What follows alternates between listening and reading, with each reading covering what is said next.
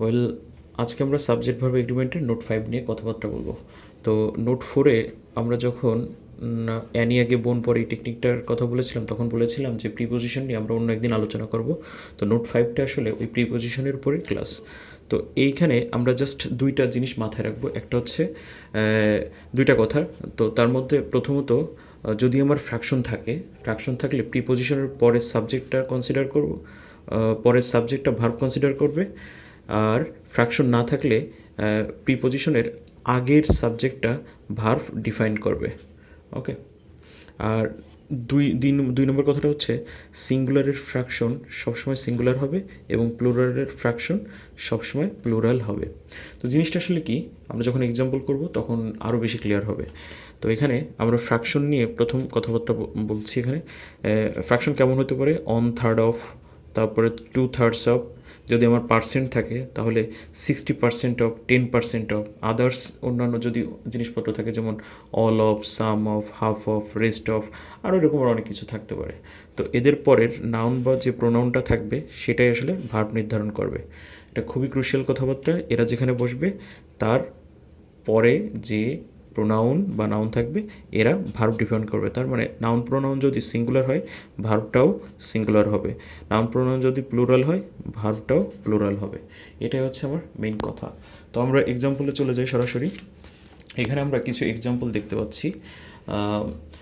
First এখানে দেওয়া হচ্ছে 1/3 অফ ম্যাঙ্গো ইজ নাকি আর হবে। তো রোটেন এটা তো এক্সটেনশন, এটা নিয়ে কোনো কথাবার্তা বলা নেই। তো যেহেতু এখানে আমার ওই যে ফ্র্যাকশন 1/3 অফ আছে, তার মানে এই অপের পরে যে নাউনটা আছে এটাই ডিফাইন করবে এইখানে ভার্বটা, এই বাক্যের ভার্বটা কেমন হবে। তো যেহেতু ম্যাঙ্গো এটা একটা সিঙ্গুলার নাউন, সো আমরা কখনোই আর ইউজ করব না, আমরা ইজ ব্যবহার করব। তারপর এক্সাম্পলটা দেখি। 2/3 অফ ম্যাঙ্গোস আর রোটেন নাকি 2/3 অফ ম্যাঙ্গোস আর রোটেন, এই দুইয়ের কোনটা হবে? এ হবে নাকি বি হবে? তো এখন আমরা একটা কথা বলেছিলাম যে সিঙ্গুলারের ফ্র্যাকশন হবে সিঙ্গুলার এবং আমার প্লুরালের ফ্র্যাকশন হবে প্লুরাল। এখানে 2 হচ্ছে একটা অ্যাজেটিভ আর থার্ড হচ্ছে এখানে নাউন হিসাবে ইউজ করছে।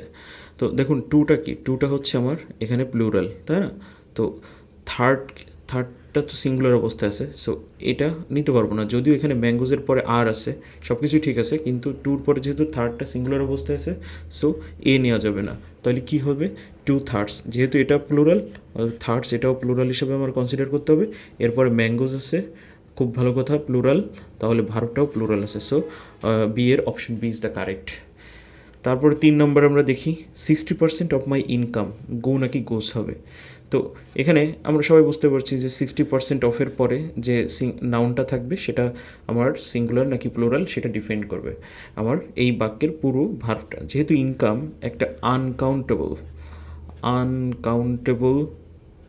নাউন আমরা জানি সর্বদা সিঙ্গুলার হয়। সো এই বাক্যে ভার্বটা হবে গো হবে না, গো প্লুরাল ফর্ম, সো গোসটা হবে, যেহেতু ইনকামটা হচ্ছে আমার সিঙ্গুলার ফর্ম। তারপরে 4 নম্বর এক্সাম্পল আমরা দেখি। The passengers in the bus was নাকি ওয়ার হবে। এরপরে এক্সটেনশন যেটা সেটা নিয়ে আমাদের কোনো কথা নেই। তো এখানে দেখুন, এখানে কি কোনো ফ্র্যাকশন আছে?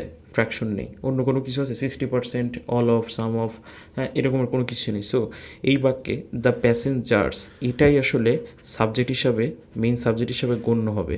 তো এরপরে যে ইন দ্য বাস, এই বাসটা কিন্তু এই বাক্যের সাবজেক্ট না, কারণ এটা কোনো ফ্র্যাকশন না। সো প্রিপোজিশনের আগে, এটা নর্মাল কেস, প্রিপোজিশনের আগে যে সাবজেক্টটা থাকবে সেটা যদি সিঙ্গুলার প্লুরাল হয় তাহলে তার উপর ডিপেন্ড করে আমার ভার্বটা ডিফাইন হবে এই বাক্যে। তো যেহেতু এখানে দ্য প্যাসেঞ্জার্স, এখানে প্লুরাল আছে সাবজেক্টটা, সো ভার্বটা প্লুরাল অয়ার হবে। আচ্ছা, 5 নম্বরের এক্সাম্পলটা দেখি। এখানে কি আছে? 1/3 অফ দ্য বাস ওয়াজ নাকি ওয়ার ড্যামেজড হবে। এখানে দেখুন ওই 4-এর মতো করেই, 4টাকে যাতে আরও ভালো করে বুঝতে পারি এই কারণে 5 দেওয়া। তো 5টা কি আছে? 1/3 অফ, তার মানে কি ওই যে সেই ফ্র্যাকশন যদি থাকে, 1/3 অফ কি একটা ফ্র্যাকশন না? 1/3, 3/1 তো তো এটা তো আসলে কখনো সাবজেক্ট হবে না। তাহলে কি হবে? প্রিপোজিশনের পরে যে নাউন প্রোনাউন হবে ওইটাই আসলে মেইন সাবজেক্ট হবে। তো বাস, এটা কি? দ্য বাসটা হচ্ছে সিঙ্গুলার, সো এখানে ওয়ার হবে না, ওয়াজ হবে। তো দ্য বাস ওয়াজ ড্যামেজড। তো এটাই হচ্ছে আমাদের আজকের ক্লাসের মূল আলোচনা। আশা করি বুঝতে পেরেছেন। আমি যেটা সবসময় বলি যে প্র্যাকটিস করতে হবে, প্র্যাকটিস করলে জিনিসগুলো আরও বেশি ক্লিয়ার হবে। তো সবাইকে ধন্যবাদ, আল্লাহ হাফেজ।